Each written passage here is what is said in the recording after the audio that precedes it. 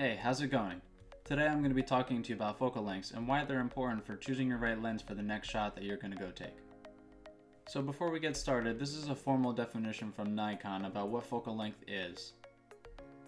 The focal length of a lens is the distance between the lens and the image center when the subject is in focus, usually stated in millimeters, like 28, 50, or 100 meters. In this case of zoom lenses, both the minimum and maximum focal lengths are stated on the lens. So an easy way to remember this is that the smaller millimeter number that you see on a lens is going to give you the wider view of angle, as well as if you zoom all the way in to something like 105 on this lens, it's going to give you a much more tighter shot. So today we're going to be working with some zoom lenses. So today I have a 24-105 RF lens from Canon, as well as a 70-200 L series lens that we'll be using for our examples. So let's go look at some examples. First, we're going to put our 24-105 Canon lens on our camera, and we're going to go ahead and leave it at 24 and see how wide of an angle that we have from the beginning.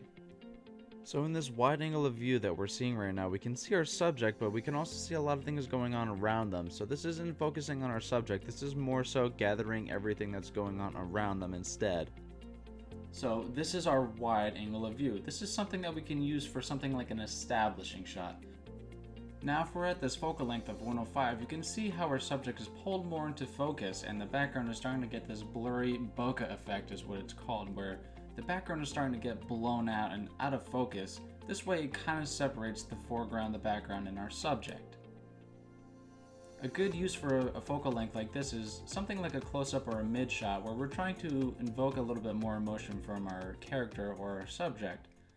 Now lastly, we switch over to our 70-200 and we're going to go straight into 200 this way because we already kind of saw from 24 to 105.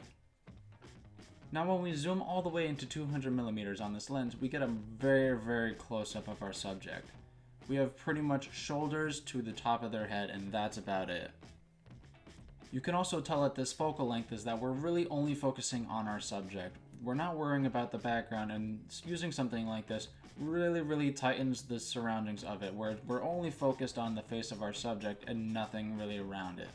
Now it's very possible for you to get similar shots on both of these lenses at all of these focal lengths, but that involves moving your camera, and sometimes you're in a tight contained space where you can only move your camera so much, so having the flexibility and knowing your focal length beforehand is very important.